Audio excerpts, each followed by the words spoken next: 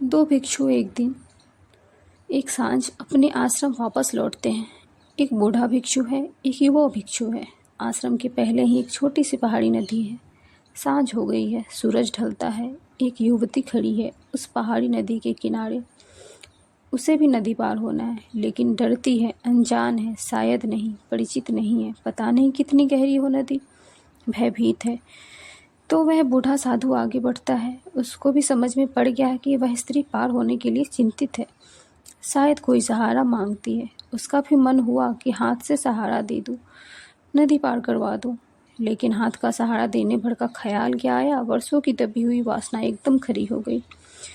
वह हाथ छूने की कल्पना मात्र से ही भीतर से डर गया। रग रग में जैसे कोई बिजली दौड़ गई हो। 30 वर्ष तक स्त्री को छुआ न था, अभी सिर्फ सोचा ही था हाथ का सहारा दे दूं कि सारे प्राण कांप गए। अपने मन को डराया, कहा कि मन कैसी गंदी बात सोची, कैसे पाप की बात सोची। मुझे क्या मतलब कोई नदी पार हो या ना हो, मुझे क्या प्रयोजन। मैं अपना जीवन क्यों बिगाड़ूं, अपनी साधना क्यों बिगाड़ूं। आंखें बंद कर ली उसने, क्योंकि वह स्त्री दिखाई पड़ती थी। क्योंकि मन जाग गया था, सोई हुई वासना जाग गई थी। आंख बंद करके वह नदी उतरने लगा। अब आपको यह पता तो होगा ही कि जिस चीज़ से आंखें बंद कर ली जाए वह उतनी सुंदर कभी नहीं होती, आंख खुले में जितनी आंखें बंद करने पर हो जाती हैं। वह असली स्त्री को नहीं देख रहा था, वह अब एक सपना देख रहा था। उसका आधा हिस्सा एक तरफ जा रहा था, आधा हिस्सा एक तरफ जा रहा था। किसी तरह की खींचतान उसके अंदर चल रही थी। वह बहुत डरा हुआ था। वह भगवान का नाम लेता है, जोर जोर से भगवान का नाम लेता है। वह भीतर औरत खींच रही है और वह किस तरह भगवान का सहारा लेकर आगे बढ़ा जा रहा है। कहीं ऐसा ना हो कि औरत मजबूत हो जाए और खींच ही ले। उस स्त्री बेचारी को पता भी नहीं है कि साधु मुसीबत में पड़ गया है। वह अपने रास्ते पर खड़ी है।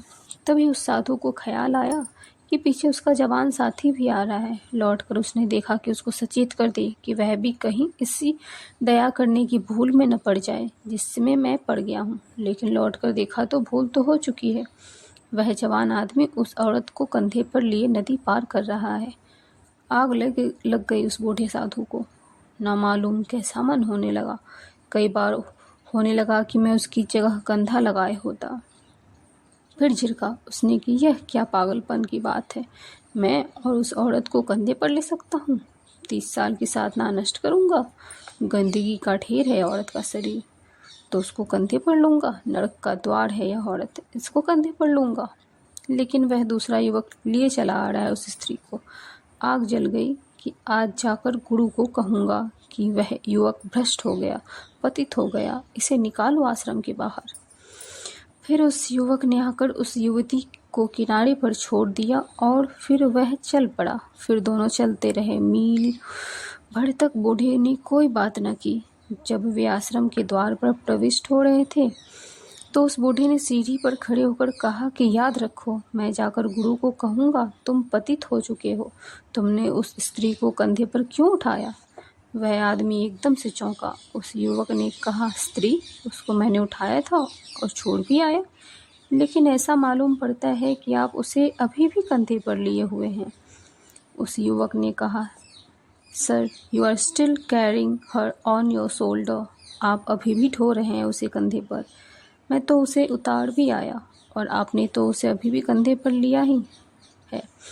आप अभी तक उसी को ढो रहे हैं। मैं तो 2 घंटे से सोचता था कि आप किसी ध्यान में लीन हैं। मुझे यह खबर न थी कि आप वही ध्यान कर रहे हैं, वही नदी का किनारा।